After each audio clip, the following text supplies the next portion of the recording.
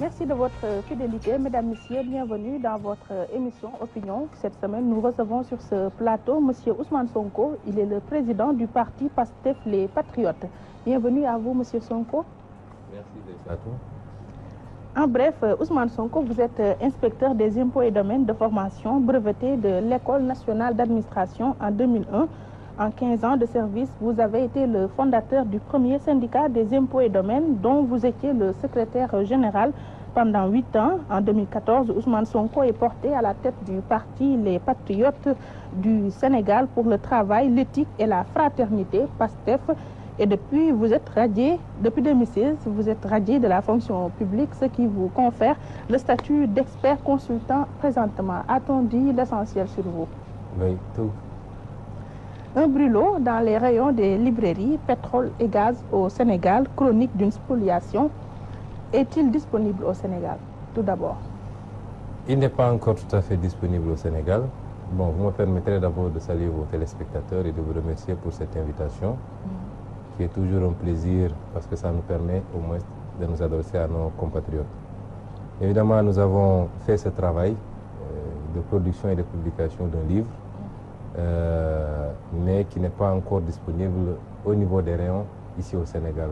Évidemment, il y a beaucoup de Sénégalais qui Qu'est-ce qu'il explique? Ce qu'il explique, c'est que le livre a été édité hors du Sénégal, comme vous le savez, et il semblerait qu'il y ait une législation qui impose dans ces genres de situations que le livre fasse l'objet d'une autorisation de publication de la part de la direction de la surveillance du territoire, qui est une division de la police nationale. Et nous avons évidemment fait cette formalité-là depuis le jeudi passé. On nous avait donné rendez-vous pour le lundi, ce lundi écoulé. Et je me suis rendu le lundi dans les locaux de la DSC. Et le commissaire m'a dit de lui donner encore 48 heures parce qu'il était en train de lire l'ouvrage pour voir éventuellement si il n'y avait pas des éléments subversifs capables de troubler l'ordre public. C'est comme ça qu'on nous l'a dit. Évidemment, nous ne sommes pas informés n'avons pas pu voir la législation en tant que telle. Nous avons contacté quelques éditeurs pour savoir, au moins avoir les réponses. Aucun d'entre eux n'en disposait apparemment. Et nous avons également eu dans la lettre que nous avons déposée au niveau de la DC, nous avons en même temps demandé à la DC si elle voulait bien nous faire mention des références. Au moins, nous pourrons faire nos recherches pour voir la loi. Est-ce que c'est une loi qui impose qu'on demande une autorisation ou bien est-ce que c'est une formalité simplement déclarative? Dans les deux cas, est-ce que c'est enfermé dans des délais? Ainsi de suite. Nous n'avons pas aujourd'hui cette loi. Et pourquoi on parlait d'une interdiction dans le territoire? Ben ça, je crois qu'il faudrait peut-être poser la question à ceux qui en ont parlé, parce que nous n'avons jamais, j'insiste, jamais parlé d'interdiction de l'ouvrage.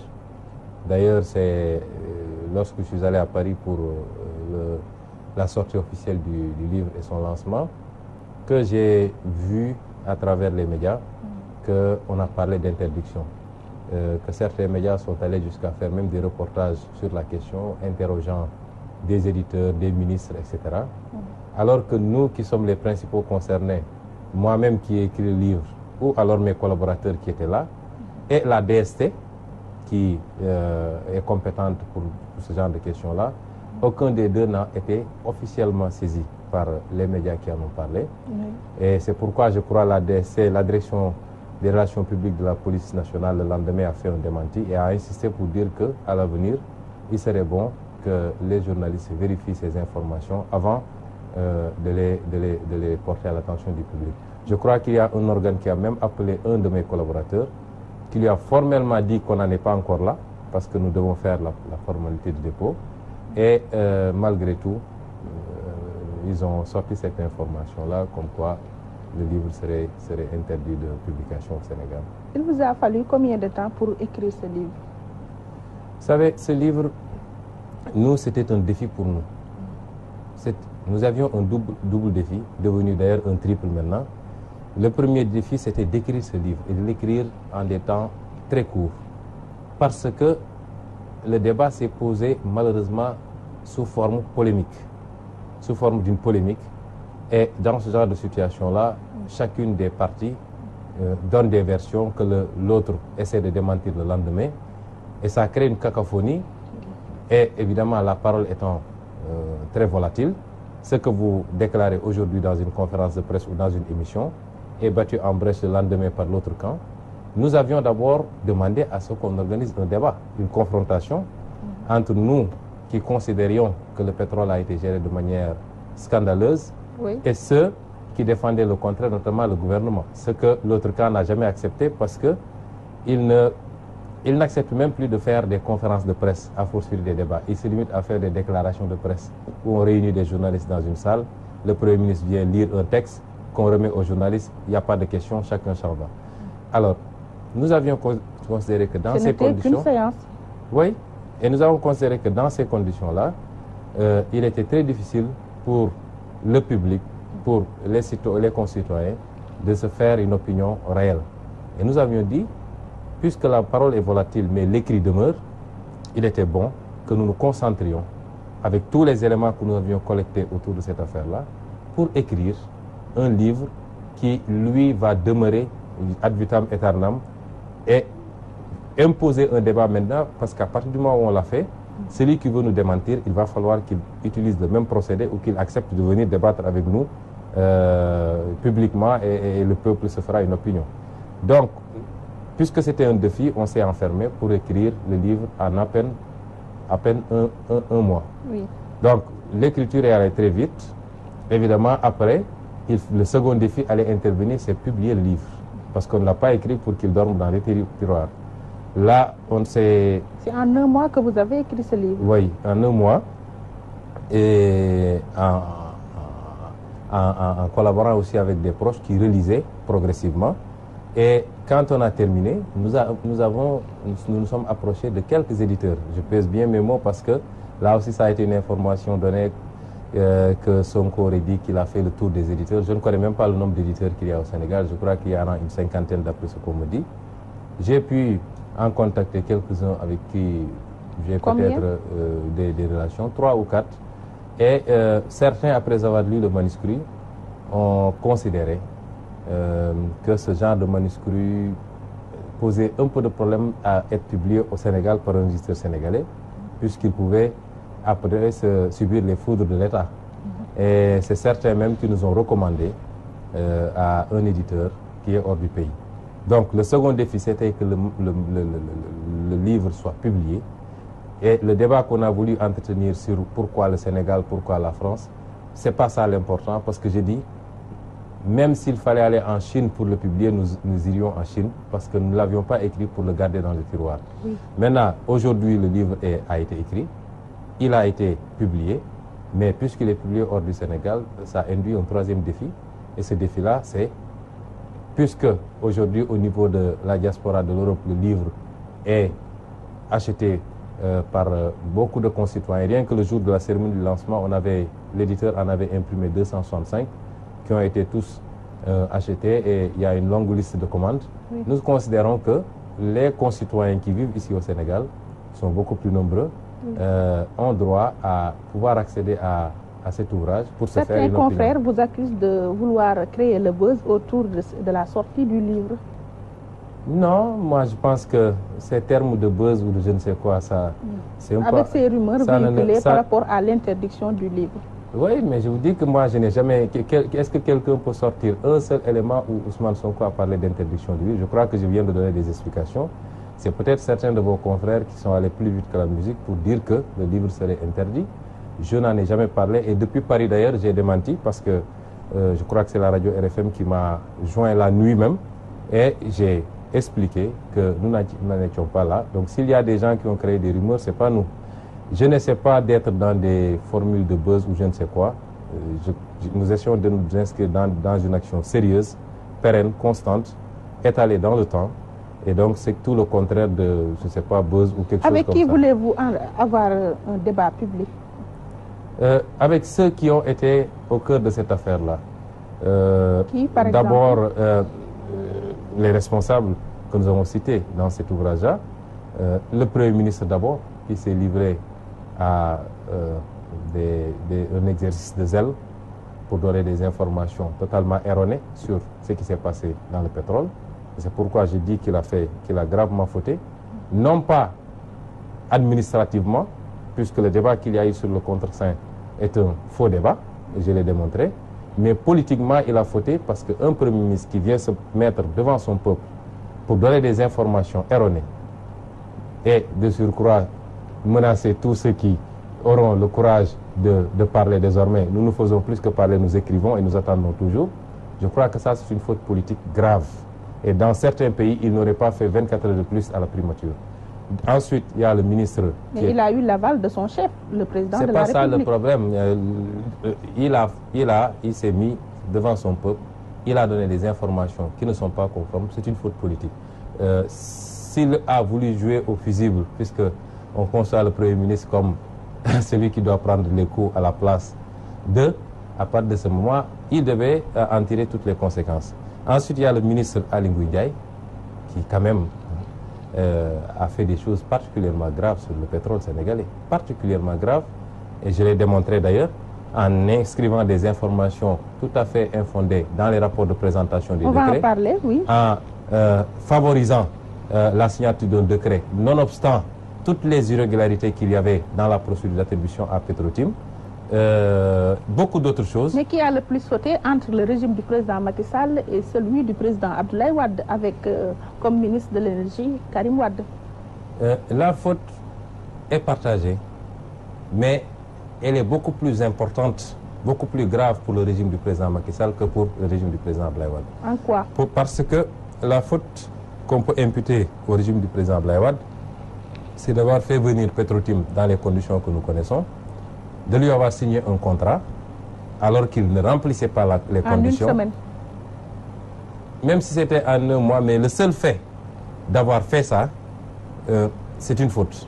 Parce que le code pétrolier est très clair et a défini les critères que doit remplir un prétendant pour être titulaire de contrat pétrolier. Notamment l'article 8. Petrotim ne remplissant pas ces conditions-là, il ne méritait pas qu'on lui signe un contrat. Mais c'était une forfaiture qu'ils n'ont pas pu parfaire, parachever. Parce que la législation en matière pétrolière dit que ce n'est pas le contrat qui confère des droits, c'est le décret d'approbation. Donc, Abdoulaye Wade, le président Abdoulaye Wade et son régime ont pu signer un contrat avec Petrotim, n'ont pas eu le temps de parfaire ce contrat-là par la signature d'un décret. Il se dirait que le décret avait été signé. Mais c'est là où se situe le péché originel. Oui, d'accord, je viens. Je dis que c'est pourquoi j'ai dit responsabilité partagée. Je dis, c'est là où ils ont fauté. Ils n'ont pas eu le temps de parfaire le décret d'approbation et l'alternance est intervenue. Et le président Macky Sall, qui était arrivé avec tous ces slogans-là qu'on a vendus aux Sénégalais, gestion sobre et vertueuse, patrie avant parti, etc., qui avait même promis, s'il était élu, de revenir, de renégocier ou d'annuler tous les contrats miniers et pétroliers qui ne respectaient pas les normes. Et il était bien informé en tant qu'ingénieur géologue. Il est venu dans ces conditions-là. Il a trouvé un acte imparfait que lui seul pouvait parfaire pour conférer des droits définitifs. Et c'est pourquoi je dis que sa responsabilité est plus importante. Parce que s'il n'avait pas signé le décret, Petrotim n'aurait jamais eu des droits sur notre pétrole, encore moins pouvoir aller vendre ces droits-là à quelqu'un d'autre. N'est-ce pas l'État, c'est la continuité. Oui, et facteur aggravant, il est arrivé, il a trouvé quelques mois plus tard sur sa table une plainte d'une entreprise qui s'appelle Tullow Oil, qui, elle, négociait avec Petrosen depuis 3 ans sur les mêmes blocs et qui s'est réveillé un beau matin, on lui dit qu'on a donné à Petrotim, qui a écrit pour se plaindre, laquelle plainte a été transmise à l'inspection générale d'État, qui a fait un rapport à l'attention du président et qui a dit au président, attention, Petrotim n'a pas droit à ces blocs pétroliers-là. Petrotim, le contrat a violé énormément de dispositions du code pétrolier. Donc, il n'a pas d'excuse. L'État, c'est la continuité dans la légalité. L'État ne peut pas être continu dans l'illégalité. Et pourquoi, malgré toutes ces inégalités qui jalonnaient un peu le processus d'attribution des blocs à Petrotim, pourquoi le président Macky Sall, malgré tout, est allé signer les décrets? Alors, la bonne question, c'est toujours de se demander qu'est-ce qui est intervenu entre-temps pour que le président change d'avis. Et si vous regardez bien, vous verrez que entre-temps, il y a l'entrée en scène de Aliou Sall, qui a été dépoussiéré par Petrotim, nommé administrateur général, avec mandat de créer Petrotim Sénégal. Pour la forme, c'est un ouvrage de 250 pages et dans le fond, le titre, tout d'abord, Chronique d'une spoliation, nous intéresse. Pourquoi vous parlez d'une spoliation? Oui, d'abord, pourquoi chronique? J'ai voulu avoir une démarche chronologique qui commence par rétablir la vérité des faits sur l'histoire de la prospection pétrolière au Sénégal, parce que M. Abdallah Boun Dionne, qui est devenu un très grand expert pétrolier et qui dit que tous les autres ne doivent pas en parler d'ailleurs, dans sa déclaration de presse de l'année dernière... On a l'impression que vous lui en voulez. Absolument pas, absolument pas. Je suis même amusé quelquefois de voir tous ces efforts fournis pour justifier l'injustifiable. Vous voyez, c'est avec le sourire même que, alors que le thème est très sérieux, mais je suis quelquefois amusé de voir à quel point nos hommes politiques, quelquefois, peuvent aller loin pour justifier l'injustifiable.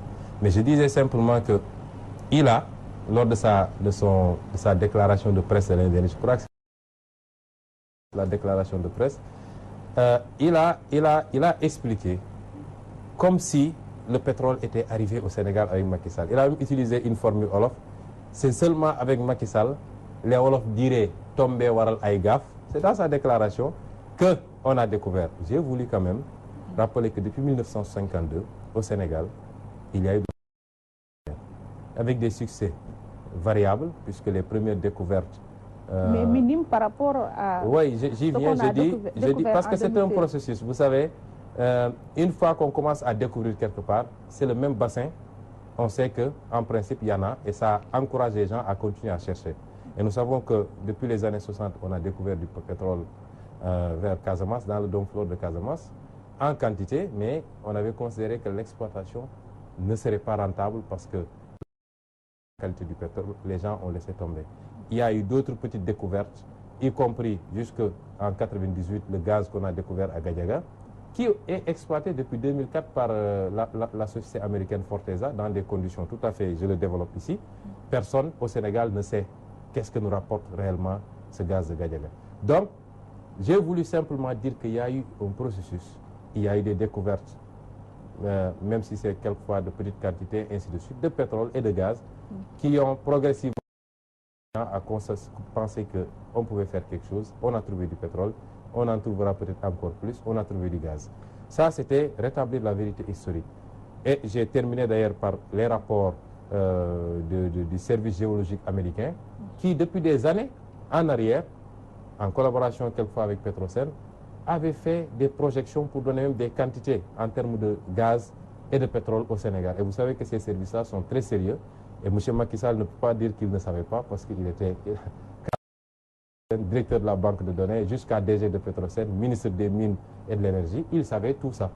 Et c'est ça qui fait que c'est plus grave encore parce qu'il ne peut pas plaider l'ignorance sur la question. Ensuite, j'ai voulu rétablir le cadre légal et réglementaire parce que le pétrole, c'est réglementé. Vous savez, quand j'entends le président Macky Sall et toute son équipe dire que ouais, le pétrole c'est quelque chose de technique, il ne faut pas en parler, ceux qui savent ne peuvent pas parler, j'ai dit attention, ouais. Récemment, il a dit que en parle, mais il ne maîtrise pas le dossier. Oui, mais vous savez, moi j'ai fait un livre de 250 pages. Et d'ailleurs, j'attends pour voir est-ce qu'ils vont l'autoriser ou l'interdire. Je crois que sur 250 pages, si on raconte des histoires, ça saute à l'œil et demain des gens vont écrire pour dire que tout ce que Sonko a raconté n'est pas vrai. Le pétrole, c'est plusieurs métiers. Il y a plus de 500 métiers qui tournent autour du pétrole. Et personne ne peut dire que je connais tous les métiers du pétrole. Moi, je ne suis pas un ingénieur géologue. Je ne sais pas de savoir quelle est la qualité du pétrole, quelle est la quantité, comment on a foré, où est-ce qu'on a fait les analyses. Ce n'est pas mon problème. Et pour en revenir à la spoliation, cette notion-là, j'y reviens. Mais attendez, je veux qu'on soit très clair sur une chose. Pour moi, le segment le plus important, c'est le cadre légal et institutionnel. Découvrir du pétrole, ça ne veut rien dire si on n'a pas un bon cadre légal et institutionnel pour le gérer de manière optimum pour que ça profite au peuple sénégalais. Et ce cadre légal institutionnel, c'est régi par le code pétrolier. Le code pétrolier, c'est du droit. C'est avec des dispositions fiscales, même si on les a retirées maintenant pour créer le droit commun incitatif, des dispositions juridiques, des prévisions financières, techniques, etc. Tout. Ça, c'est sur ce tronçon-là. Il y a d'autres métiers du pétrole, les traders pour voir comment on commercialise. Moi, je ne suis pas trader, ça ne m'intéresse pas. Jusqu'au métier de pompiste, c'est un métier du pétrole. Mais le segment qui m'intéressait, c'est comment juridiquement on doit administrer le pétrole. Est-ce qu'on a respecté ce code ou est-ce qu'on ne l'a pas respecté? Et c'est pourquoi j'ai également rappelé cette législation-là, ce qu'elle permet, ce qu'elle interdit, en phase de recherche, en phase de prospection, en phase de développement, en phase de production. À partir de ce moment, il était facile de démontrer en quoi je considère qu'il y a eu spoliation, parce que le cadre, il est là, les actes qui ont été posés sont là. Et chaque acte que j'ai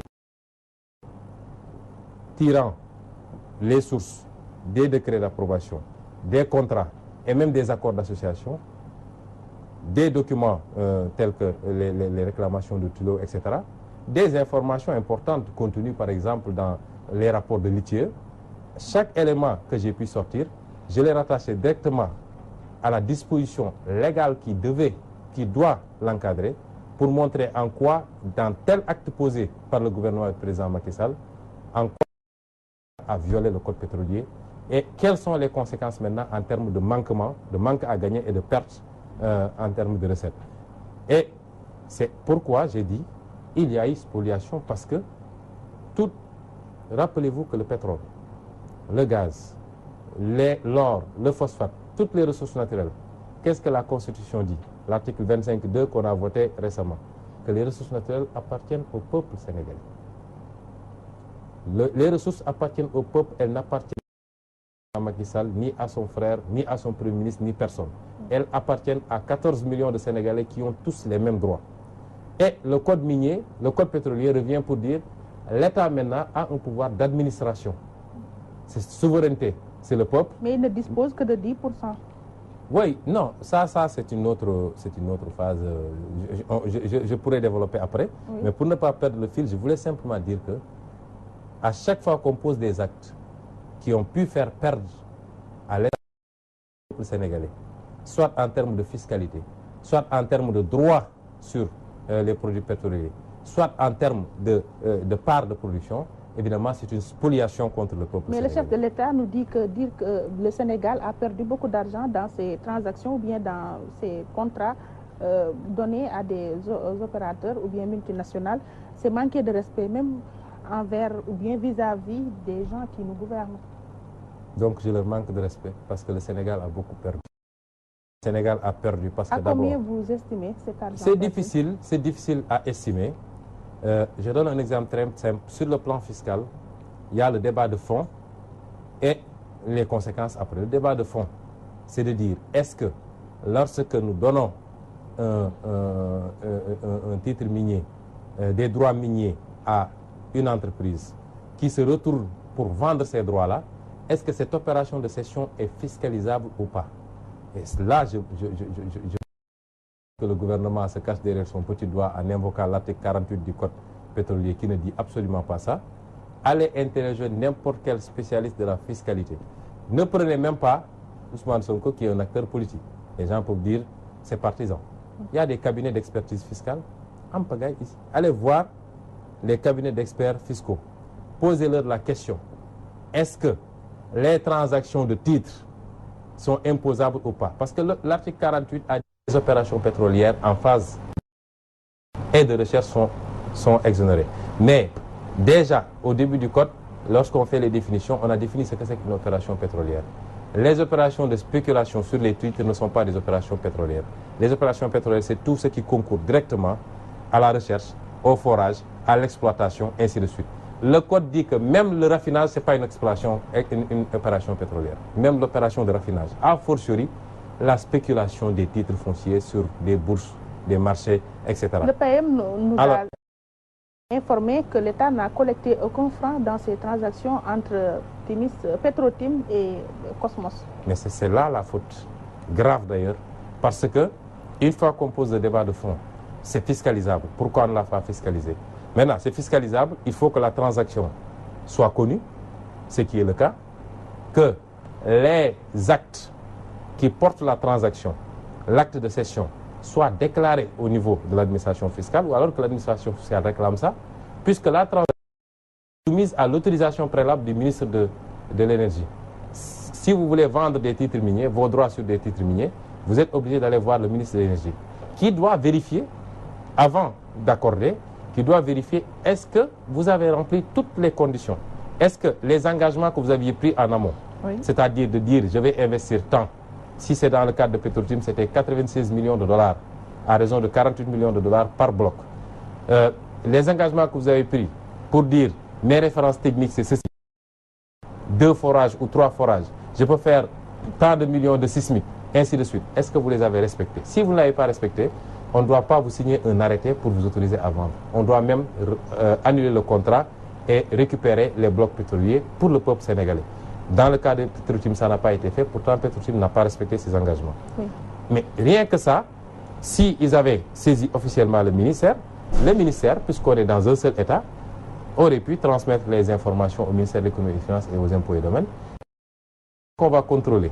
Puisque la transaction est fiscalisable, elle est assujettie à l'impôt, c'est de voir dans quel terme est-ce qu'on a fait la transaction. Ce n'est pas la thèse développée par le directeur général des impôts et domaines, M. Ba. Je ne l'ai même pas entendu développer de thèse. Il s'est prononcé. Mais il faut l'inviter, on va débattre sur la question et vous prenez aussi un expert neutre qui viendra être le troisième élément. On verra où se trouve la vérité. Parce que dans ce dossier-là, la difficulté, c'est qu'eux, ils fuient le débat. Chacun fait ses déclarations. Il y a même eu le ministre de l'Économie et des Finances, Amadou Ba. Oui, lui, je crois qu'il a dû oublier ses cours de fiscalité, ou bien il le fait sciemment pour justifier son poste. Mais vous savez, mon intime conviction, c'est que ce soit le DG des impôts, que ce soit Amadou Ba, ils savent très bien que cette opération est fiscalisable et qu'on a perdu beaucoup d'argent, beaucoup d'impôts. Et d'ailleurs, ça se répercute. J'aurais même appris qu'il y a des projets de transaction sur lesquels la même administration a émis un avis en disant que ça doit être... Mais dans ce dossier-là, vu un peu la teneur politique et la présence du prince dans le dossier, on continue à nous dire que ce n'est pas fiscalisable, ce n'est pas fiscalisable. Et moi, j'ai dit que c'est des fautes graves qui ont été commises, oui, et qu'on peut même... On va en parler. Dans l'avant-propos du livre, vous nous parlez de 2 catégories de Sénégalais, symboles du mal de notre gouvernance publique, à savoir l'écrasante majorité des hommes politiques et une partie de l'élite administrative. Le mal est-il si profond? Très profond. Le mal, vous savez, l'État, c'est 2. Il y a l'État politique et l'État administratif. L'État politique est celui qui est là en vertu d'un mandat et qui est décideur. L'État administratif, c'est celui qui est là en vertu d'un concours ou d'un recrutement, quelle que soit la forme, et qui est là pour faire carrière jusqu'à la retraite. C'est ces 2 aspects-là qui font tourner l'État. Et je considère même que quelquefois l'État administratif est plus important que l'État politique. On réussit à bâtir une administration républicaine, une administration qui a prêté serment de servir un peuple et non pas des hommes, et qui se met au-dessus des contingents, ce qui n'est plus le cas. Parce qu'aujourd'hui, regardez ce qui se passe par exemple à la DGID. Tous les directeurs, en tout cas la majorité des directeurs sont de la paire et organisent des meetings à coût de centaines de millions. Comment voulez-vous que dans la gestion de responsabilité, ils puissent être neutres ou alors être des républicains? Je ne le pense pas parce qu'ils sont déjà trop... À mon avis, lorsqu'un haut fonctionnaire assume de faire de la politique, il doit abandonner un certain niveau de responsabilité administrative. C'est un choix à faire. Est-ce que c'était votre cas? Parce que vous étiez inspecteur de classe exceptionnelle. Je n'ai pas atteint classe exceptionnelle. Je suis inspecteur principal des impôts et des domaines. Merci. Il m'aurait fallu peut-être faire 25 ans pour être classe exceptionnelle, ce qu'on ne m'a pas laissé faire. Bon. Mais de toute façon, nous, on a fait des choix. On les a assumés. Et tous ceux qui étaient assez proches de nous savent que nous avons toujours dit nous ne voulons pas de poste de directeur ou de directeur général ou de quoi que ce soit. Nous restons sur les postes techniques parce que nous avons fait ce choix-là. D'abord en tant que syndicaliste, et ensuite en tant qu'acteur politique. Mais je dis, cet État-là, l'État administratif, il est très malade. Il est complètement malade. Il est gangréné par le népotisme, par le clientélisme, par vraiment l'existence également de la corruption. Ce n'est pas tout le monde qui est corrompu. Je connais énormément de fonctionnaires extraordinaires, mais nous ne pouvons pas aussi ne pas souligner qu'il y a ces pratiques-là dans les administrations. Il est gangréné par la politisation. L'État politique, n'en parlons pas. Vous voyez le type d'acteurs politiques que nous avons, des gens qui ne conçoivent la politique comme un moyen de parvenir, de se rattraper là où ils ont peut-être socialement échoué, là où leur étude ou leur travail ou leur effort ne les amène pas. Et c'est pourquoi dès qu'ils sont là, ils profitent pour s'enrichir, au détriment maintenant du peuple, parce que le peuple qu'ils prennent pour mener le train de vie que vous voyez souvent. Vous voyez des gens qui, avant-hier, n'avaient même pas de quoi se payer le car rapide. Dès qu'ils arrivent au pouvoir, c'est des immeubles qui poussent un peu partout. Et c'est ça notre problème. Et c'est parce que nous n'avons pas réussi aujourd'hui, là où on devait réussir. Il y a 1 an, le président Macky Sall nous a vendu un référendum qui n'a fait aucune réforme consistante en termes de consolidation de nos institutions. Comment vous pouvez faire un référendum en disant que vous renforcez le pouvoir de la justice? La justice, c'est faire passer les sages du Conseil constitutionnel de 5 à 7, ce qui est ridicule. Et aujourd'hui, nous voyons la situation de la justice où les magistrats eux-mêmes tapent sur la table pour dire indépendance de la justice. Et c'est ça notre problème. On a des politiciens qui ne réfléchissent que par rapport à la consolidation de leur pouvoir, par rapport à l'accaparement et l'exclusivité sur le pouvoir d'État, qu'on n'utilise même pas pour transformer qualitativement le sort des populations, mais qu'on utilise pour brimer des opposants, pour casser, pour radier, pour enfermer, pour limoger. Et c'est ça le drame de notre pays. Si on veut maintenant guérir de cette maladie-là, il va falloir que les populations s'assument en mettant un terme à un système politique qui a assez duré. Parlant des décrets approuvant les contrats de recherche, vous nous informez que Wade en a signé 5 en 12 ans, tandis que Macky 12 en 4 ans. Qu'est-ce qu'il faut comprendre là-dessus? Ce qu'il faut comprendre, c'est que le gouvernement de Macky Sall a beaucoup signé en termes de décrets d'approbation. Nous ne savons pas pourquoi il y a toute cette précipitation-là. Nous pensons que, du moment où on a dit qu'on a découvert du pétrole, nous devions être beaucoup plus posés, beaucoup plus prudents. En profiter pour faire les réformes. D'abord, réformer le code pétrolier. Le code pétrolier, le premier, qui était simplement une ordonnance qui n'était pas encore codifiée, date de 1962, je crois, ce qui veut dire que le Sénégal, très tôt, a senti la nécessité de se doter d'une législation. Celui de 1998 qui a remplacé un autre code de 1986. Tous ces codes-là ont été votés sous le sceau de l'incitation à l'investissement, sous le sceau de l'attractivité. C'est quand vous voulez attirer des investisseurs, vous êtes obligé de créer un système incitatif en leur disant vous aurez des exonérations fiscales, vous aurez telle facilité administrative, vous aurez telle facilité d'implantation, l'accès aux fonciers, etc., etc. Mais à partir du moment où un gouvernement responsable aurait dû dire je bloque les choses en attendant. Je réforme d'abord mon code pour que le code soit maintenant beaucoup plus favorable au Sénégal. Et dans les propositions que j'ai faites dans la 3e partie du livre, j'ai donné des pistes très concrètes que ce code il doit être réformé, en profondeur d'ailleurs. Et ensuite, recommencer maintenant le processus d'attribution des permis, mais en tenant compte d'un certain nombre de paramètres. Et pourquoi pas dire on ne va pas tout attribuer. Parce que si on attribue presque 16 ou 17 blocs sur les 20 qu'il y a au Sénégal, mais c'est de dire il y a les générations futures, il y a des trucs, il n'y a aucune raison pour aller dans la précipitation, d'autant que la conjoncture mondiale aujourd'hui est défavorable. Le prix du baril est complètement par terre parce que les États-Unis exploitent le gaz de schiste et le pétrole de schiste, ce qui en fait presque le premier producteur. Ils peuvent manipuler le dollar et à partir de ce moment casser le prix, ce qui fait que le Venezuela souffre, l'Arabie Saoudite a souffert, tout le monde souffre. A fortiori le Sénégal qui veut entrer et qui va être confronté à ces difficultés-là. Pourquoi s'empresser de signer à gauche, à droite des contrats avec un code qui ne nous est pas tout à fait favorable? C'était le moment de s'arrêter, de s'inspirer de l'exemple norvégien, de l'exemple ghanéen, de l'exemple péruvien et dire réformons d'abord notre code avant de continuer l'exploitation par rapport à ces questions-là. Et pourquoi vous doutez des sociétés détentrices de permis? Ben, parce que c'est des sociétés qui ne sont pas crédibles pour la plupart. Je l'ai démontré ici. Je dis, le profil de ces sociétés-là, il y a 3 choses qui vont vous frapper. Premièrement, c'est toutes, en tout cas la majorité des sociétés qui sont domiciliées dans des paradis fiscaux.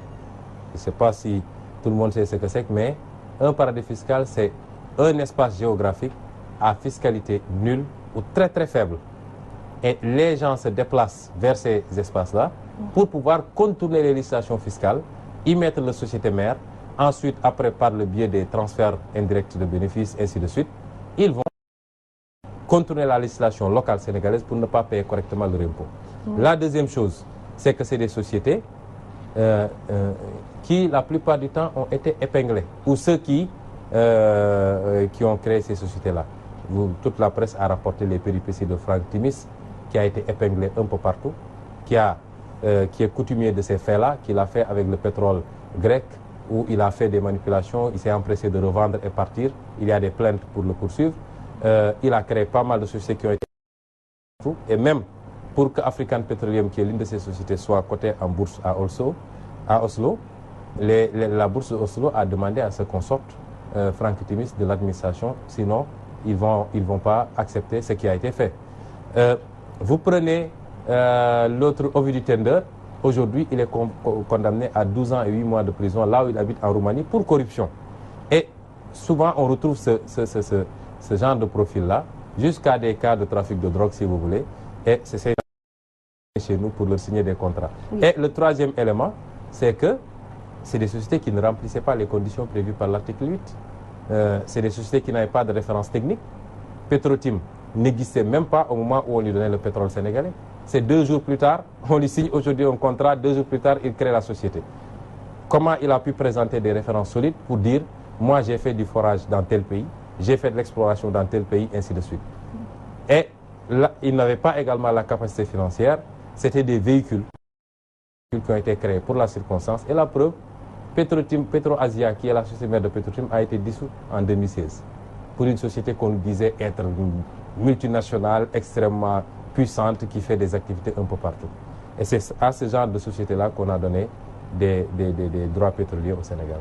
En se basant sur l'article 679 du Code général des impôts, la fraude fiscale décelée dans l'affaire Petrotim est passible de poursuites judiciaires. Alors, est-ce à dire qu'Aliou Sall et compagnie peuvent être traduits devant la... Mais bien sûr. Vous savez, la fraude fiscale peut revêtir une dimension pénale. Lorsque la fraude est suffisamment caractérisée, lorsqu'il y a eu manifestation, il y a eu, comment dirais-je, volonté manifeste de contourner la loi et de frauder, la loi a prévu, les articles 119 et suivants, un certain nombre de dispositions pénales, complétées d'ailleurs par le code pénal que j'ai cité, pour dire que ce type d'infractions-là sont passibles de sanctions pénales.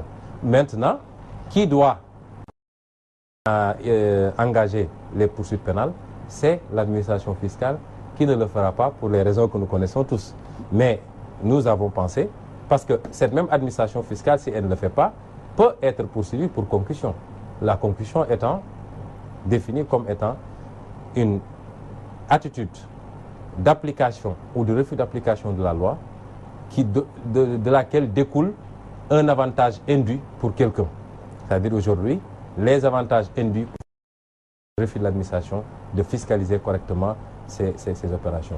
Et toutes ces définitions-là, en droit interne, ont un prolongement en droit international. C'est pourquoi j'ai dit que si on ne peut pas avoir gain de cause aujourd'hui, parce qu'il n'est pas question de laisser passer sans réagir, on va se battre.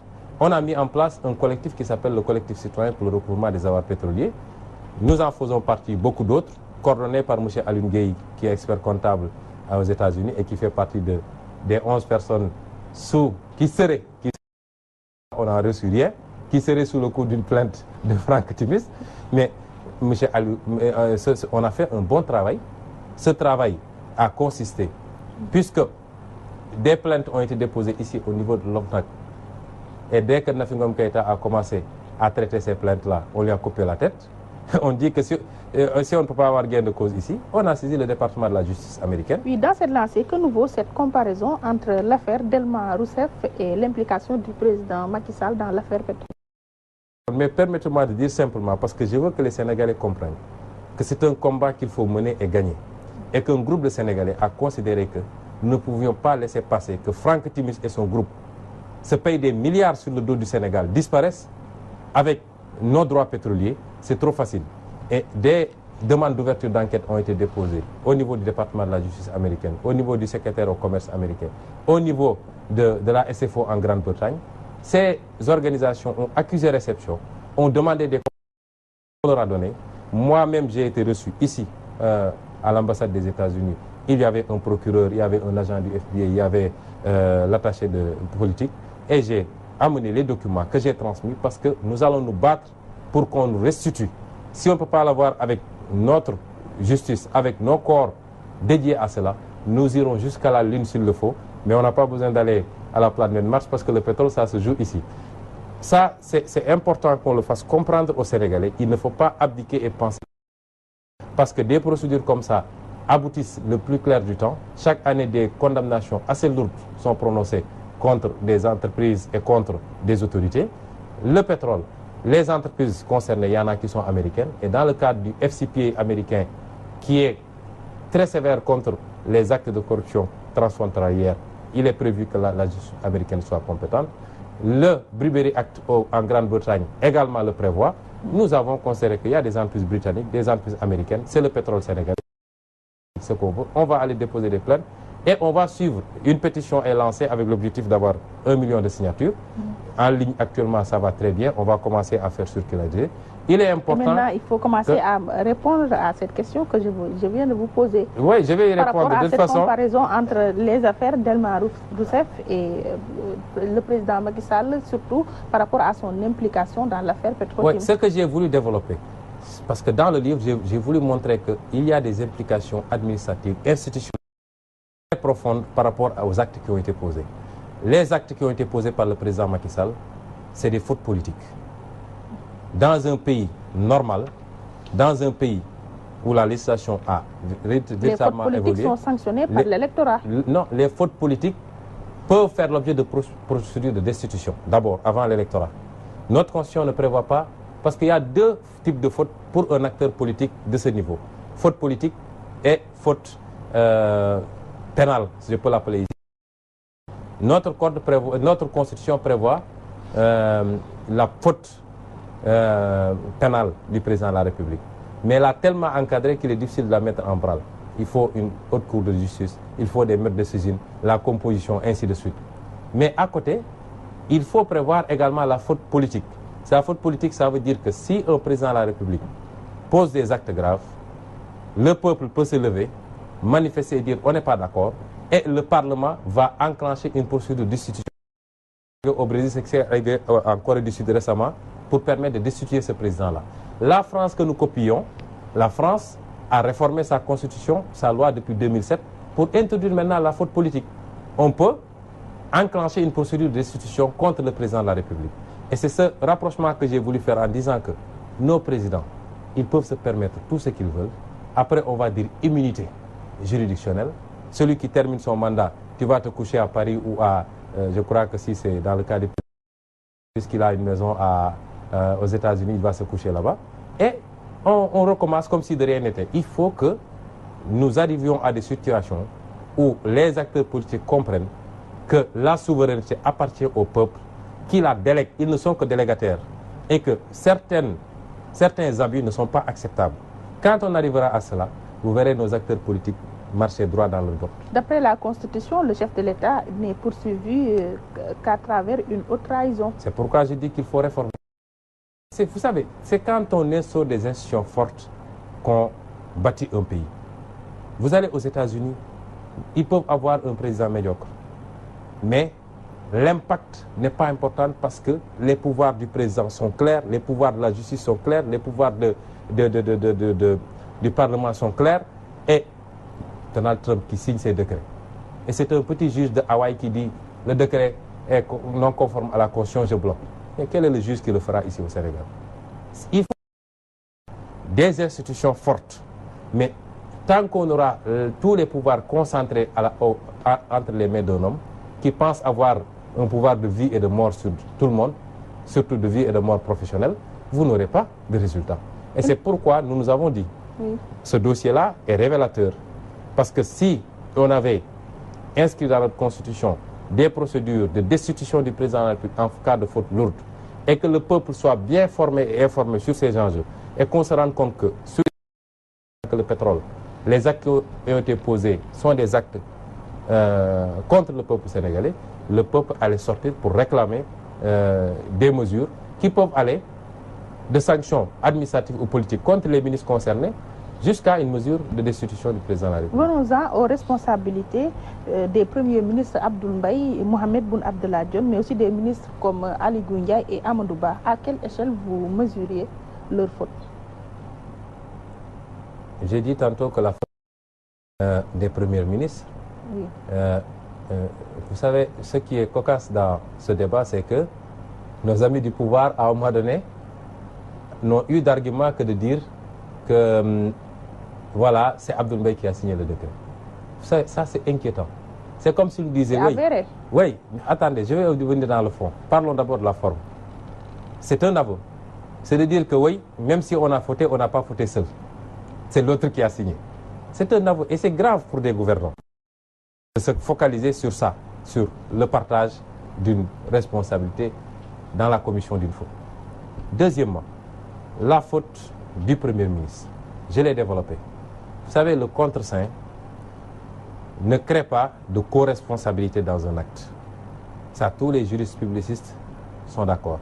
Le contre-saint est un acte, est une signature qu'on appose pour authentifier la signature du titulaire, une responsabilité de celui qui a contresigné quant à l'application de l'acte, l'exécution de l'acte. Par contre, un acte, un décret, les responsables, c'est le président de la République qui a signé, qui a le pouvoir de signature, et le ministre qui a fait le rapport de présentation. Parce que le rapport de présentation est extrêmement important dans un décret. C'est lui qui dit au président pourquoi tu dois signer. Pourquoi, quelles sont les conditions qui ont été remplies, etc., pour que vous deviez signer.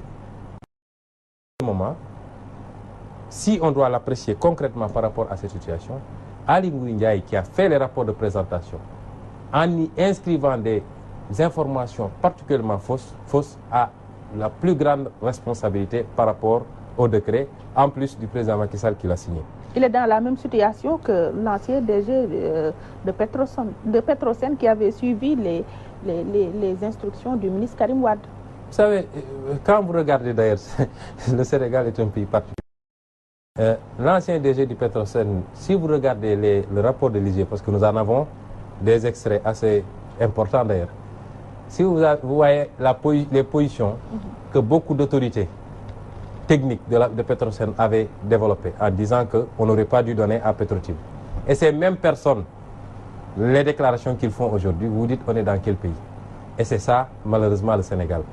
Maintenant, après, la responsabilité, évidemment, du Premier ministre, je dis, Mohamed Boun Abdallah Dionne, c'est moins d'avoir contresigné, et c'est valable jusqu'à présent s'il continue à contresigner, mais c'est le fait d'aller devant le public, en conférence de presse, et dire des choses qui ne sont pas conformes à la réalité, et qui ont été même démenties 2 jours plus tard par la déclaration de Franck Timis. Par exemple, il a dit qu'il n'y a jamais eu d'échange d'argent dans les transactions. Or, Franck Timis, quand il est venu, qu'est-ce qu'il a dit?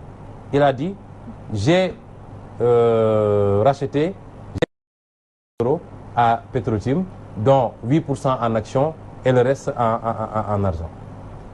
Qui est-ce qu'il faut croire entre celui qui a acheté et le Premier ministre qui nous fait ces déclarations-là? Oui, mais rapidement, dans la 3e partie du livre, avec les recommandations, vous avez diagnostiqué quelques mots qui gangrènent notre société et vous citez que nos gouvernants ont comme alliés l'extrême léthargie et l'apathie du peuple sénégalais. C'est sévère comme réquisitoire, non? Ça dépend de celui qui apprécie. J'ai voulu nos concitoyens à comprendre que la souveraineté est entre leurs mains. Tant qu'il n'y aura pas un contrôle citoyen permanent, constant sur l'action des gouvernants, les gouvernants feront ce qu'ils veulent. Ils s'enrichiront, ils feront leur deal avec des aventuriers et on sera là pour constater, pendant que le peuple souffre, pendant qu'on n'a plus d'éducation publique dans ce pays, on n'a plus de santé publique, on est à un taux de chômage grave et nos jeunes continuent à prendre les pirogues ou à traverser le Sahara. Il faut que le Sénégal est un pays extrêmement riche et paradoxalement classé parmi les 25 les plus pauvres. Mais tant qu'on aura des autorités politiques qui préfèrent privilégier les intérêts étrangers sur les intérêts nationaux et qui, lorsqu'ils signent, violent flagramment la loi qu'ils se sont jurés d'appliquer, et c'est pourquoi j'ai dit, là où j'ai parlé du président Macky Sall, j'ai rappelé qu'il a prêté serment en rappelant la formule. Oui. Il a juré de servir, de respecter et de faire respecter la loi et la Constitution. Et dans l'affaire Petrotim, il n'a pas respecté la loi. Dans un pays normal, on ne lui demande des comptes. Mais il faut qu'il y ait un peuple, des citoyens qui surveillent l'action gouvernementale. On ne doit plus donner à quelqu'un un mandat, aller s'asseoir en disant « Suñu carte la ñor, on attend la prochaine élection ». On doit suivre les actes qu'il pose. Et quand il y a des dérives graves, le peuple doit sortir et dire « on n'acceptera pas oui. ». Parce que ça impacte négativement sur son vécu. Et c'est ce qu'on a voulu dire en disant « Nous sommes aussi dans un pays assez particulier, assez bizarre, où la France, elle est ce qu'elle est. Elle a fait sa révolution. Les États-Unis ont fait leur sécession et tout ce que vous voulez. Avant-hier, les Arabes ont fait leur révolution. Nous, on attend Dieu pour qu'il descende du ciel pour nous faire le Sénégal. Et j'ai dit même, vous voyez même des religieux, l'année dernière, fête de Korité ou de Tabaski, des religieux qui font un sermon pour attaquer soi-disant des fonctionnaires qui ont violé l'obligation de réserve. Alors qu'on s'est limité à dire qu'il y a des choses graves qui compromettent l'intérêt national. Et ils ne sont pas les seuls parce que la presse, une certaine presse, en a eu pour sa gouverne. Selon vous, par la corruption, comme vous le jugez, mais à l'intérieur des organes inféodés. Je cite, il y a quelques journalistes respectables dont la liberté est réduite dans les rédactions, piégés par des patrons livrés, vendus au pouvoir du président Macky Sall. C'est votre appréciation? C'est mon appréciation et je l'assume. Vous savez, il ne faut pas qu'on essaie d'instaurer une dictature de la presse dans ce pays.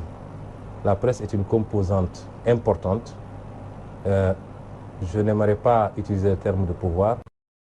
Je considère que c'est une composante importante qu'il faut soutenir, encourager. Je suis pour un plan d'urgence. L'État doit sortir des moyens pour qu'on relance cette presse-là qui souffre. Parce que la presse est importante pour une démocratie de qualité. Elle est importante pour l'information du citoyen et donc pour la qualité du choix au moment de prendre une décision. Et la presse sénégalaise a beaucoup fait pour la démocratie dans ce pays, il faut le reconnaître. Mais n'oublions pas que la presse est un service public. Ici, on dit tel groupe appartient à tel. Il y a deux choses. La fréquence, comme dit la loi, elle appartient au peuple sénégalais.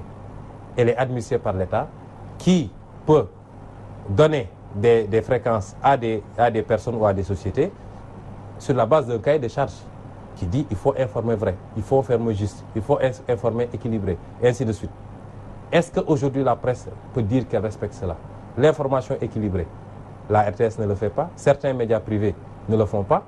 S'ils consacrent 1 heure de temps au pouvoir, ils consacrent juste 5 minutes. Vous avez des médias qui organisent des tribunes où on passe 2 heures de temps ou 1 heure de temps à casser du sucre sur quelqu'un, sur un adversaire, etc., sans même créer la contradiction ou ouvrir l'antenne aux autres. Oui. Il faut qu'on dénonce les tares partout. Je ne peux pas prendre un chapitre entier, un paragraphe entier, plus de 6 pages que je consacre à mon administration, que je diagnostique sans complaisance, et ne pas dire qu'aujourd'hui on a des problèmes avec une certaine presse. Oui. Je n'ai jamais voulu généraliser parce que j'estime pour beaucoup de journalistes que je connais, je sais que c'est des gens sérieux, honnêtes, intègres, comme il y a des inspecteurs des impôts, de la douane et de partout. Oui. Mais il faut qu'on dise, et là où les faits me confirment, vous avez vu des journalistes qui après sont allés jusqu'à dire boycottons le livre de Sonko. Mais c'est méconnaître son travail. Parce que moi, je suis inspecteur des impôts. Il y a 2 ans ou 3 ans, la presse a titré impôts et domaines de l'administration la plus corrompue. Moi, je ne suis pas corrompu, je ne me sens pas concerné, ce n'est pas mon problème. Mais le même journaliste qui a écrit cet article-là, s'il vient dans mon bureau parce qu'il a un papier que je dois lui délivrer, je lui délivre le débat, le papier, et si on doit avoir un débat après, on a notre débat. Oui. Donc, le service public de l'information ne se gère pas de manière subjective. Oui, si Sonko a un contenu qu'il faut révéler, il faut le révéler et après tenir son débat avec Sonko indépendamment de... Le temps qui nous était imparti est fini, mais avant de nous quitter, l'on s'achemine vers les législatives. Est-ce que vous allez y participer? Bien sûr, nous allons y participer, Inch'Allah. Sous quelle bannière? sous la bannière d'une coalition qu'on est en train de finaliser. Avec qui on pourrait savoir? Avec beaucoup d'acteurs. Je crois que dans les 48 heures, vous en saurez, parce que ce que j'ai appris, nous, c'est nos premières élections auxquelles nous allons participer. Nous apprenons assez vite quand même. Et l'une des choses que j'ai appris, c'est que jusqu'au dernier moment, c'est des discussions. Je ne voudrais pas annoncer ici des formations. Pour tester votre poids, vous n'êtes pas allé seul? Parce que, d'abord, nous avons été approchés par beaucoup d'acteurs que nous considérons être conformes à nos principes. En tout cas, nous pensons partager le maximum de valeurs et de principes. Et que l'objectif, c'est de construire un projet à partir de ces législatives. Peut-être que tout ce beau monde se retrouvera dans une seule formation politique après, ou alors en perspective des présidentielles à venir. Nous avions pensé que nous sommes une jeune formation politique qui s'est lancée sur la scène politique depuis presque, si je prends la date de reconnaissance officielle en 2015, depuis 2 ans maintenant, oui. Qui a fait beaucoup de travail, mais qui n'a pas la prétention de dire que nous avons construit un appareil mondial. Nous allons continuer à nous ouvrir, mais nous sommes dans un projet. À chaque étape, il peut y avoir des échéances à affronter. C'est le cas des législatives. Oui. Nous les affrontons par rapport à ce projet. Donc, nous allons, oui. Et je tiens à dire d'ailleurs que ce matin, c'est la presse qui m'a appris que j'étais en coalition avec M. Abdoul Mbaye et que nous tenions une conférence de presse aujourd'hui pour annoncer aux Sénégalais cette conférence de presse. Non, je dis que c'est la presse qui me l'a appris. J'aurais même aimé qu'on me dise où ça se tient et à quelle heure. Je vous remercie Ousmane Sonko. Je rappelle que vous êtes le président du parti PASTEF et que vous êtes l'auteur de l'ouvrage Pétrole et gaz au Sénégal, chronique d'une spoliation, dans l'émission Opinion. Merci Ndeye Fatou. Merci à nos auditeurs et téléspectateurs qui nous ont prêté attention. Grand merci à Cheikh Tidiane Diop qui a réalisé cette émission au plan technique. Merci à Oustaz Hassan Diouf pour la coordination et Ousseynou Sall pour la décoration. Excellente semaine à vous. Bon début de Ramadan à tous les musulmans et musulmanes. Merci à vous. Commence par rétablir la vérité des faits sur l'histoire de la prospection pétrolière au Sénégal, parce que M. Abdallah Boun Dionne, qui est devenu un très grand expert pétrolier et qui dit que tous les autres ne doivent pas en parler d'ailleurs, dans sa déclaration de presse de l'année dernière... On a l'impression que vous lui en voulez. Absolument pas, absolument pas. Je suis même amusé quelquefois de voir tous ces efforts fournis pour justifier l'injustifiable.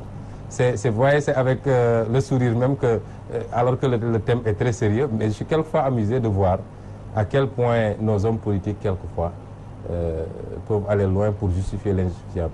Mais je disais simplement que il a, lors de sa déclaration de presse de l'année dernière, je crois que c'est la déclaration de presse, il a expliqué comme si le pétrole était arrivé au Sénégal avec Macky Sall. Il a même utilisé une formule Wolof.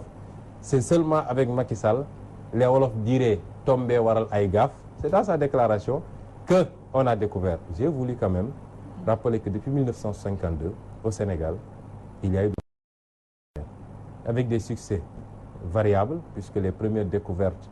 mais minimes par rapport à... Oui, j'y viens, je dis parce que c'est un processus. Vous savez, une fois qu'on commence à découvrir quelque part, c'est le même bassin, on sait qu'en principe, il y en a, et ça encourage les gens à continuer à chercher. Et nous savons que depuis les années 60, on a découvert du pétrole vers Casamance, dans le dôme flore de Casamance, en quantité, mais on avait considéré que l'exploitation ne serait pas rentable parce que la qualité du pétrole, les gens ont laissé tomber. Il y a eu d'autres petites découvertes, y compris jusqu'en 1998, le gaz qu'on a découvert à Gadiaga, qui est exploité depuis 2004 par la société américaine Forteza dans des conditions tout à fait, je le développe ici. Personne au Sénégal ne sait qu'est-ce que nous rapporte réellement ce gaz de Gadiaga. Donc, j'ai voulu simplement dire qu'il y a eu un processus, il y a eu des découvertes, même si c'est quelquefois de petites quantités, ainsi de suite, de pétrole et de gaz, qui ont progressivement à penser qu'on pouvait faire quelque chose. On a trouvé du pétrole, on en trouvera peut-être encore plus, on a trouvé du gaz. Ça, c'était rétablir la vérité historique. Et j'ai terminé d'ailleurs par les rapports du service géologique américain, qui depuis des années en arrière, en collaboration quelquefois avec Petrosen, avait fait des projections pour donner même des quantités en termes de gaz et de pétrole au Sénégal. Et vous savez que ces services-là sont très sérieux. Et M. Macky Sall ne peut pas dire qu'il ne savait pas parce qu'il était directeur de la banque de données jusqu'à DG de Petrosen, ministre des Mines et de l'Énergie. Il savait tout ça. Et c'est ça qui fait que c'est plus grave encore parce qu'il ne peut pas plaider l'ignorance sur la question. Ensuite, j'ai voulu rétablir le cadre légal et réglementaire parce que le pétrole, c'est réglementé. Vous savez, quand j'entends le président Macky Sall et toute son équipe dire que ouais, le pétrole, c'est quelque chose de technique, il ne faut pas en parler, ceux qui savent ne peuvent pas parler. J'ai dit attention, ouais. Récemment, il a dit que en parle, mais il ne maîtrise pas le dossier. Oui, mais vous savez, moi j'ai fait un livre de 250 pages. Et d'ailleurs, j'attends pour voir est-ce qu'ils vont l'autoriser ou l'interdire. Je crois que sur 250 pages, si on raconte des histoires, ça saute à l'œil. Et demain, des gens vont écrire pour dire que tout ce que Sonko a raconté n'est pas vrai. Le pétrole, c'est plusieurs métiers. Il y a plus de 500 métiers qui tournent autour du pétrole. Et personne ne peut dire que je connais tous les métiers du pétrole. Moi, je ne suis pas un ingénieur géologue. Je ne sais pas de savoir quelle est la qualité du pétrole, quelle est la quantité, comment on a foré, où est-ce qu'on a fait les analyses. Ce n'est pas mon problème. Et pour en revenir à la spoliation, attendez, cette notion-là, j'y reviens, mais attendez, je veux qu'on soit très clair sur une chose. Pour moi, le segment le plus important, c'est le cadre légal et institutionnel. Découvrir du pétrole, ça ne veut rien dire si on n'a pas un bon cadre légal et institutionnel pour le gérer de manière optimum pour que ça profite au peuple sénégalais. Et ce cadre légal institutionnel, c'est régi par le code pétrolier. Le code pétrolier, c'est du droit. C'est avec des dispositions fiscales, même si on les a retirées maintenant pour créer le droit commun incitatif, des dispositions juridiques, des prévisions financières, techniques, etc. Tout. Ça, c'est sur ce tronçon-là. Il y a d'autres métiers du pétrole, les traders pour voir comment on commercialise. Moi, je ne suis pas trader, ça ne m'intéresse pas. Jusqu'au métier de pompiste, c'est un métier du pétrole. Mais le segment qui m'intéressait, c'est comment juridiquement on doit administrer le pétrole. Est-ce qu'on a respecté ce code ou est-ce qu'on ne l'a pas respecté?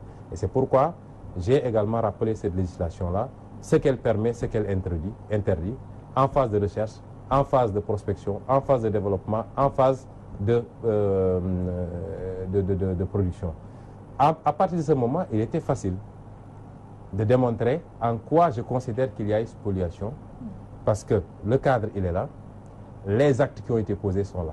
Et chaque acte que j'ai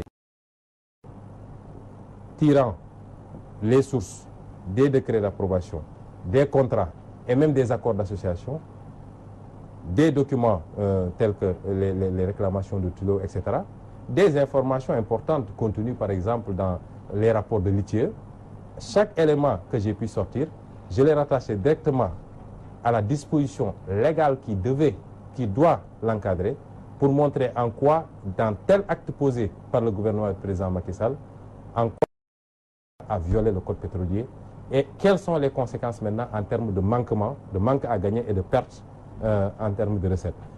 Et c'est pourquoi j'ai dit il y a eu spoliation parce que rappelez-vous que le pétrole, le gaz, l'or, le phosphate, toutes les ressources naturelles, qu'est-ce que la Constitution dit? L'article 25.2 qu'on a voté récemment, que les ressources naturelles appartiennent au peuple sénégalais. Les ressources appartiennent au peuple, elles n'appartiennent pas à Macky Sall, ni à son frère, ni à son premier ministre, ni personne. Elles appartiennent à 14 millions de Sénégalais qui ont tous les mêmes droits. Et le code minier, le code pétrolier revient pour dire l'État maintenant a un pouvoir d'administration. C'est souveraineté, c'est le peuple. Mais il ne dispose que de 10%. Oui, non, ça c'est une autre phase. Je pourrais développer après. Oui. Mais pour ne pas perdre le fil, je voulais simplement dire que à chaque fois qu'on pose des actes qui ont pu faire perdre à l'État sénégalais, soit en termes de fiscalité, soit en termes de droit sur les produits pétroliers, soit en termes de part de production, évidemment, c'est une spoliation contre le peuple sénégalais. Mais le chef de l'État nous dit que dire que le Sénégal a perdu beaucoup d'argent dans ses transactions ou bien dans ses contrats donnés à des opérateurs ou bien multinationales, c'est manquer de respect même envers ou bien vis-à-vis des gens qui nous gouvernent. Donc je leur manque de respect parce que le Sénégal a beaucoup perdu. Le Sénégal a perdu parce que d'abord... À combien vous estimez cet argent? C'est difficile à estimer. Je donne un exemple très simple. Sur le plan fiscal, il y a le débat de fond et les conséquences après. Le débat de fond, c'est de dire, est-ce que lorsque nous donnons un titre minier, des droits miniers à une entreprise qui se retourne pour vendre ces droits-là, est-ce que cette opération de cession est fiscalisable ou pas? Et là, que le gouvernement se cache derrière son petit doigt en invoquant l'article 48 du Code pétrolier qui ne dit absolument pas ça. Allez interroger n'importe quel spécialiste de la fiscalité. Ne prenez même pas Ousmane Sonko qui est un acteur politique. Les gens peuvent dire c'est partisan. Il y a des cabinets d'expertise fiscale en pagaille ici. Allez voir les cabinets d'experts fiscaux. Posez-leur la question.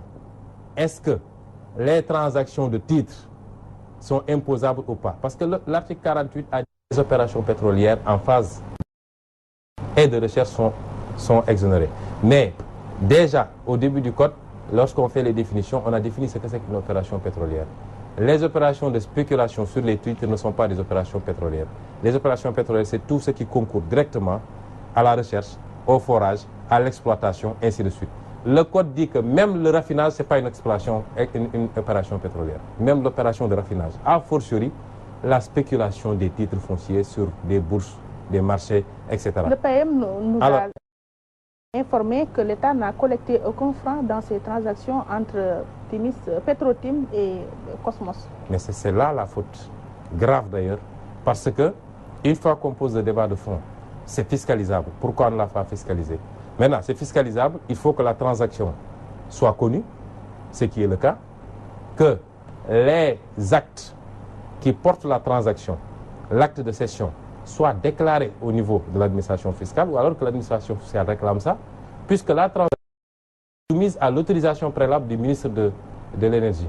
Si vous voulez vendre des titres miniers, vos droits sur des titres miniers, vous êtes obligé d'aller voir le ministre de l'Énergie, qui doit vérifier, avant d'accorder, qui doit vérifier est-ce que vous avez rempli toutes les conditions. Est-ce que les engagements que vous aviez pris en amont, c'est-à-dire de dire je vais investir tant, si c'est dans le cadre de Petrotim, c'était 96 millions de dollars, à raison de 48 millions de dollars par bloc. Les engagements que vous avez pris pour dire mes références techniques, c'est ceci, 2 forages ou 3 forages, je peux faire tant de millions de sismiques, ainsi de suite. Est-ce que vous les avez respectés? Si vous ne l'avez pas respecté, on ne doit pas vous signer un arrêté pour vous autoriser à vendre. On doit même annuler le contrat et récupérer les blocs pétroliers pour le peuple sénégalais. Dans le cas de Petrotim Sanami, et évidemment la parole étant très volatile, ce que vous déclarez aujourd'hui dans une conférence de presse ou dans une émission est battu en brèche le lendemain par l'autre camp. Nous avions d'abord demandé à ce qu'on organise un débat, une confrontation entre nous qui considérions que le pétrole a été géré de manière scandaleuse et ceux qui défendaient le contraire, notamment le gouvernement. Ce que l'autre camp n'a jamais accepté parce qu'il n'accepte même plus de faire des conférences de presse à poursuivre des débats. Il se limite à faire des déclarations de presse où on réunit des journalistes dans une salle, le Premier ministre vient lire un texte qu'on remet aux journalistes, il n'y a pas de questions, chacun s'en va. Alors, nous avions considéré que dans ces conditions... Oui, et nous avons considéré que dans ces conditions-là, il était très difficile pour le public, pour les concitoyens, de se faire une opinion réelle. Et nous avions dit, puisque la parole est volatile, mais l'écrit demeure, il était bon que nous nous concentrions avec tous les éléments que nous avions collectés autour de cette affaire-là pour écrire un livre qui, lui, va demeurer ad vitam aeternam et imposer un débat maintenant, parce qu'à partir du moment où on l'a fait, celui qui veut nous démentir, il va falloir qu'il utilise le même procédé ou qu'il accepte de venir débattre avec nous publiquement et le peuple se fera une opinion. Donc, puisque c'était un défi, on s'est enfermé pour écrire le livre en à peine un mois. Oui. Donc, l'écriture est allée très vite. Évidemment, après, le second défi allait intervenir, c'est publier le livre. Parce qu'on ne l'a pas écrit pour qu'il dorme dans les tiroirs. Là, on s'est... C'est en un mois que vous avez écrit ce livre? Oui, en un mois. Et en collaborant aussi avec des proches qui relisaient progressivement. Et quand on a terminé, nous nous sommes approchés de quelques éditeurs. Je pèse bien mes mots parce que Là aussi, ça a été une information donnée que Sonko aurait dit qu'il a fait le tour des éditeurs. Je ne connais même pas le nombre d'éditeurs qu'il y a au Sénégal. Je crois qu'il y en a une cinquantaine d'après ce qu'on me dit. J'ai pu en contacter quelques-uns avec qui j'ai peut-être des relations, 3 ou 4. Et certains, après avoir lu le manuscrit, ont considéré que ce genre de manuscrit posait un peu de problème à être publié au Sénégal par un éditeur sénégalais, puisqu'il pouvait après subir les foudres de l'État. Et c'est certains même qui nous ont recommandé à un éditeur qui est hors du pays. Donc le second défi, c'était que le livre soit publié. Et le débat qu'on a voulu entretenir sur pourquoi le Sénégal, pourquoi la France, c'est pas ça l'important, parce que j'ai dit, même s'il fallait aller en Chine pour le publier, nous irions en Chine, parce que nous ne l'avions pas écrit pour le garder dans le tiroir. Oui. Maintenant, aujourd'hui, le livre a été écrit, il a été publié, mais puisqu'il est publié hors du Sénégal, ça induit un troisième défi. Et ce défi-là, c'est, puisque aujourd'hui, au niveau de la diaspora de l'Europe, le livre est acheté par beaucoup de concitoyens. Rien que le jour de la cérémonie de lancement, l'éditeur en avait imprimé 265 qui ont été tous achetés et il y a une longue liste de commandes. Oui. Nous considérons que les concitoyens qui vivent ici au Sénégal sont beaucoup plus nombreux, ont droit à pouvoir accéder à cet ouvrage pour se faire une opinion. Certains confrères vous accusent de vouloir créer le buzz autour de la sortie du livre. Non, moi je pense que ces termes de buzz ou de je ne sais quoi, ça... c'est un peu... Avec ces rumeurs véhiculées par rapport à l'interdiction du livre. Oui, mais je vous dis que moi je n'ai jamais... Est-ce que quelqu'un peut sortir un seul élément où Ousmane Sonko a parlé d'interdiction du livre? Je crois que je viens de donner des explications. C'est peut-être certains de vos confrères qui sont allés plus vite que la musique pour dire que le livre serait interdit. Je n'en ai jamais parlé et depuis Paris d'ailleurs, j'ai démenti parce que je crois que c'est la radio RFM qui m'a joint la nuit même et j'ai expliqué que nous n'en étions pas là. Donc s'il y a des gens qui ont créé des rumeurs, ce n'est pas nous. Je n'essaie pas d'être dans des formules de buzz ou je ne sais quoi. Nous essayons de nous inscrire dans une action sérieuse, pérenne, constante, étalée dans le temps. Et donc c'est tout le contraire de, je ne sais pas, buzz ou quelque chose comme ça. Avec qui voulez-vous avoir un débat public? Avec ceux qui ont été au cœur de cette affaire-là. Qui, par exemple? D'abord, les responsables que nous avons cités dans cet ouvrage-là. Le Premier ministre d'abord, qui s'est livré à un exercice de zèle pour donner des informations totalement erronées sur ce qui s'est passé dans le pétrole. C'est pourquoi je dis qu'il a gravement fauté, non pas administrativement, puisque le débat qu'il y a eu sur le contre-saint est un faux débat, et je l'ai démontré, mais politiquement il a fauté parce qu'un Premier ministre qui vient se mettre devant son peuple pour donner des informations erronées et de surcroît... Merci de votre fidélité, mesdames, messieurs. Bienvenue dans votre émission Opinion. Cette semaine, nous recevons sur ce plateau M. Ousmane Sonko. Il est le président du parti PASTEF Les Patriotes. Bienvenue à vous, M. Sonko. Merci d'être plateau. En bref, Ousmane Sonko, vous êtes inspecteur des impôts et domaines de formation breveté de l'École nationale d'administration en 2001. En 15 ans de service, vous avez été le fondateur du premier syndicat des impôts et domaines dont vous étiez le secrétaire général pendant 8 ans. En 2014, Ousmane Sonko est porté à la tête du parti Les Patriotes du Sénégal pour le travail, l'éthique et la fraternité, PASTEF. Et depuis, depuis 2016, vous êtes radié de la fonction publique, ce qui vous confère le statut d'expert consultant présentement. A-t-on dit l'essentiel sur vous? Oui, tout. Un brûlot dans les rayons des librairies, pétrole et gaz au Sénégal, chronique d'une spoliation. Est-il disponible au Sénégal, tout d'abord? Il n'est pas encore tout à fait disponible au Sénégal. Bon, vous me permettrez d'abord de saluer vos téléspectateurs et de vous remercier pour cette invitation, qui est toujours un plaisir parce que ça nous permet au moins de nous adresser à nos compatriotes. Évidemment, nous avons fait ce travail de production et de publication d'un livre, mais qui n'est pas encore disponible au niveau des rayons ici au Sénégal. Évidemment, il y a beaucoup de Sénégalais qui Qu'est-ce qu'il explique? Ce qu'il explique, c'est que le livre a été édité hors du Sénégal, comme vous le savez. Et il semblerait qu'il y ait une législation qui impose, dans ces genres de situations, que le livre fasse l'objet d'une autorisation de publication de la part de la direction de la surveillance du territoire, qui est une division de la police nationale. Et nous avons évidemment fait cette formalité-là depuis le jeudi passé. On nous avait donné rendez-vous pour le lundi, ce lundi écoulé. Et je me suis rendu le lundi dans les locaux de la DSC. Et le commissaire m'a dit de lui donner encore 48 heures parce qu'il était en train de lire l'ouvrage pour voir éventuellement si il n'y avait pas des éléments subversifs capables de troubler l'ordre public. C'est comme ça qu'on nous l'a dit. Oui. Évidemment, nous ne sommes pas informés n'avons pas pu voir la législation en tant que telle. Nous avons contacté quelques éditeurs pour savoir, au moins avoir les références. Aucun d'entre eux n'en disposait apparemment. Et nous avons également eu dans la lettre que nous avons déposée au niveau de la DSC, nous avons en même temps demandé à la DSC si elle voulait bien nous faire mention des références. Au moins, nous pourrons faire nos recherches pour voir la loi.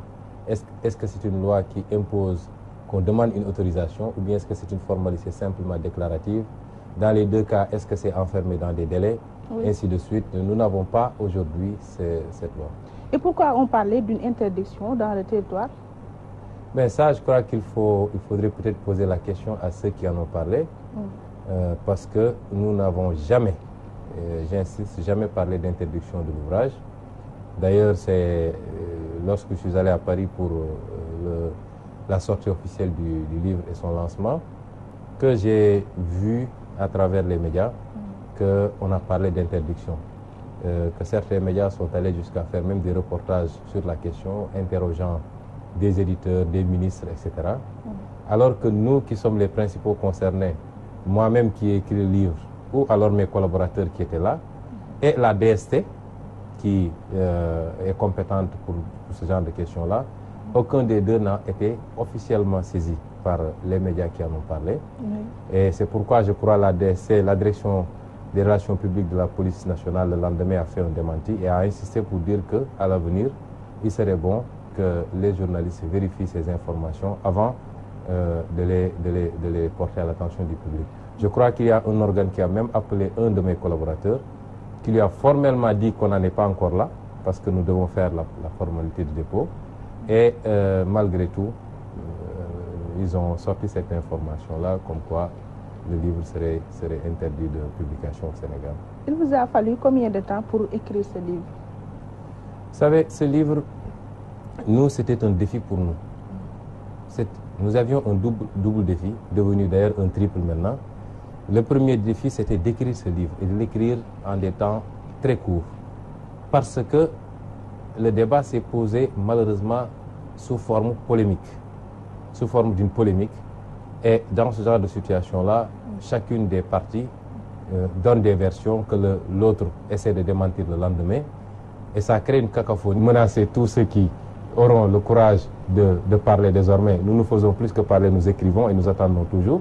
Je crois que ça, c'est une faute politique grave. Et dans certains pays, il n'aurait pas fait 24 heures de plus à la primature. Ensuite, il y a le ministre... Mais il a eu l'aval de son chef, le président de la République. C'est pas ça le problème. Il s'est mis devant son peuple. Il a donné des informations qui ne sont pas conformes. C'est une faute politique. S'il a voulu jouer au fusible, puisqu'on conçoit le Premier ministre comme celui qui doit prendre les coups à la place à partir de ce moment, il devait en tirer toutes les conséquences. Ensuite, il y a le ministre Aly Ngouille Ndiaye, qui quand même a fait des choses particulièrement graves sur le pétrole sénégalais. Particulièrement graves, et je l'ai démontré d'ailleurs, en inscrivant des informations tout à fait infondées dans les rapports de présentation des décrets. On va en parler, oui. En favorisant la signature d'un décret, nonobstant toutes les irrégularités qu'il y avait dans la procédure d'attribution à Petrotim. Beaucoup d'autres choses. Mais qui a le plus sauté entre le régime du président Macky Sall et celui du président Abdoulaye Wade, avec comme ministre de l'énergie Karim Wade? La faute est partagée, mais elle est beaucoup plus importante, beaucoup plus grave pour le régime du président Macky Sall que pour le régime du président Abdoulaye Wade. En quoi? Parce que la faute qu'on peut imputer au régime du président Abdoulaye Wade, c'est d'avoir fait venir Petro-Tim dans les conditions que nous connaissons, de lui avoir signé un contrat alors qu'il ne remplissait pas les conditions. En une semaine. Même si c'était en un mois, mais le seul fait d'avoir fait ça, c'est une faute. Parce que le code pétrolier est très clair et a défini les critères que doit remplir un prétendant pour être titulaire de contrat pétrolier, notamment l'article 8. Petro-Tim ne remplissant pas ces conditions-là, il ne méritait pas qu'on lui signe un contrat.